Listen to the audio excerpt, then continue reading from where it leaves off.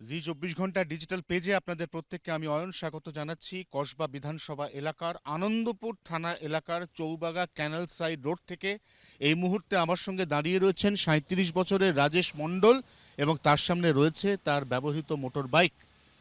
দেখে নিশ্চয়ই বুঝতে পারছেন এই মোটর বাইকটার এই মুহূর্তে কি অবস্থা। তার অভিযোগ, এই মোটর বাইক গতকাল আনুমানিক রাত ১:৩০টার সময় তার বাড়ির পার্কিং লট থেকে বার করে একদল দুষ্কৃতী তারা পেট্রোল ঢেলে আগুন লাগিয়ে দিয়েছে। একদম পুড়ে খাক হয়ে গেছে সম্পূর্ণ বাইকটা এবং এই মুহূর্তে বাইকে এমন কোনো পার্টস অবশিষ্ট নেই যার ফলে এটাকে আর বাইক বলা যায়। কারা করলো, কেন করলো? যেহেতু এটা আমি বিজেপি কর্মী, আমি 2014 সাল থেকে বিজেপি করছি। বিজেপি করার অপরাধে আমার প্রতিনিয়ত সবসময় ঠেট আসতো যে আমার তৃণমূল করতে হবে আর তৃণমূলের সাথে যুক্ত হতে হবে। আমি সেইভাবে তৃণমূলে আমি সেটটা আপনাকে কারা দিত? যেহেতু যত ইলেকশানে বড় বড় নেতারা থাকতো, যেন 5 বছর আগে যে কাউন্সিলর ছিল সেই কাউন্সিলরের নেতৃত্ব যখন হয়েছিল তারা চাপ দিত। এখন যে কাউন্সিলর হয়েছে তার নেতৃত্বে যখন আমরা যে এলাকায় থাকি চৌবাগা এলাকায়, চৌবাগা পার্টি অফিসেরও কিছু ছেলেরা সবসময় প্রতিনিয়ত রাস্তাঘাটে দেখা হলে আপনাকে এর আগে থ্রেট ফেট দিয়েছে? হ্যাঁ, প্রতিনিয়ত আমাকে ঠেট দিত না, যেহেতু আমার বাবা তৃণমূলের সাথে যুক্ত আছে।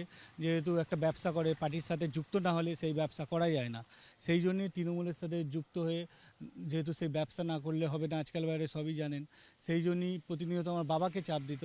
আমার বাবা আমার বাড়ি এসে এই নিয়ে আমি বহুবার ঘর ছাড়া আর অন্য একটা দোকানও আছে বোধহয়, সে দোকানটায় ভাঙচুর কবে চলেছে? দোকানটা ভাঙচুর হয়েছে 4 তারিখে হয়েছে। এটা কিসের দোকান?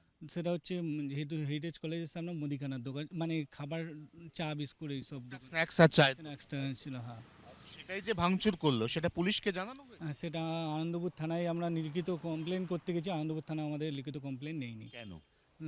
সেটা পলিটিক্যাল বলছে, আমরা দেখছি, তো আমরা কমপ্লেন দিয়েছি। আমরা কালকের এই যে ঘটনাটা ঘটলো এরপর কালকে এখানে পুলিশ এসেছিল? পুলিশ এসছে, পুলিশ এসে লিখে নিয়ে গেছে, কোনো আমার ডায়েরি বা ডিডি কিছু দেয়নি। আচ্ছা, আপনি করতে চান জিডি বা ডায়েরি? হ্যাঁ, ডিডি বা ডায়েরি করতে যাচ্ছি, কারণ আমার একটা গরিব মানুষ, আমরা করে খাই।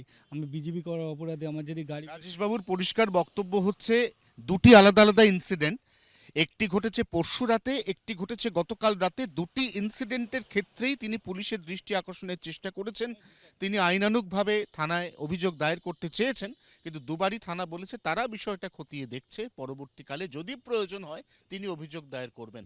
এখন সবথেকে বড় সমস্যা, ইনি সমাজের যে আর্থসামাজিক স্তরে বিলং করেন তাতে তার কাছে একটা দোকান, যে দোকানটা ওনার রুজি রুটির একমাত্র সংস্থান, সেটা ইতিমধ্যেই সম্পূর্ণ র্যানস্যাক বা ভাঙচুর। এবং তার পাশাপাশি তিনি বাড়ি থেকে দোকানে যাতায়াত করেন, জিনিসপত্র সংগ্রহ করে দোকানে দেন, সেটা যার মাধ্যমে তিনি করেন, সেই বাহনের এই মুহূর্তের এই অবস্থা। এতদসত্ত্বেও এখনো পর্যন্ত আনন্দপুর থানার পুলিশ এই ঘটনা নিয়ে নির্দিষ্ট করে কোনো অভিযোগ লিপিবদ্ধই করতে চায়নি। ব্যবস্থা নেওয়া অনেক দূরের কথা। এই অবস্থায় তার সরাসরি অভিযোগ, তিনি এলাকার একজন সক্রিয় বিজেপি কর্মী, তার বাবা সক্রিয় তৃণমূল কর্মী, তা সত্ত্বেও ছেলেকে তিনি শাসক দলের রোষানল থেকে বাঁচাতে ব্যর্থ, এমনটা সরাসরি ছেলের অভিযোগ। বাবা নিজে আপনাকে বাঁচাতে পারছে না, বাবা তো তৃণমূল করে। না, বাবা তৃণমূল করার পরেও যেহেতু আমি তৃণমূলে আসিনি, আমার বাবার ওপর প্রসারিস হচ্ছে, তো আমার বাবার এই মুহূর্তে কিছু করা নেই। আমার বাবা ঘর থেকে বেরিয়ে যেতে বলেছে অলরেডি। কালকে 5 তারিখ আমি বাড়ি ছিলাম না, আমাকে যেহেতু তৃণমূল পলিটিক্যাল চাপে আমার বাবা আমার ঘর থেকে বের করে দিয়েছে। কালকে যেহেতু এখন তাহলে যাবেন কোথায়, কি করবেন আপনি? এখন তো আমি এই মুহূর্তে, আমার ফ্যামিলি, বাচ্চা আছে, আমার ছেলে পড়াশোনা চলছে। যেহেতু আমি কালকে এসছি, ফের আমার ছেলের পরীক্ষা আছে সামনে, এক্সাম আছে, তার জন্যই ঘটনাস্থলে গতকাল গভীর রাতে এই ঘটনা যখন ঘটে, রাত 1:30 নাগাদ, তারপর আনন্দপুর থানার পুলিশের পক্ষ থেকে এসে এই বাইক, যেটা এই মুহূর্তে সম্পূর্ণ ভস্মীভূত, সেটা সরেজমিন পরীক্ষা করে যাওয়া হয়েছে এবং ব্যবস্থা নেওয়ার আশ্বাস দিয়েছে আনন্দপুর থানা। ব্যবস্থা কবে নেওয়া হয় এবং যারা এই কাজটা করেছে তাদেরকে চিহ্নিত করে শাস্তি দেওয়া যায় কিনা, এটাই এই মুহূর্তে সবচাইতে বড় প্রশ্ন। জি 24 ঘন্টার জন্য ক্যামেরা অরিন্দমের সঙ্গে অয়ন, আনন্দপুর, কলকাতা। বাংলার আওয়াজ, বাঙালির আবেগ, জি 24 ঘন্টা।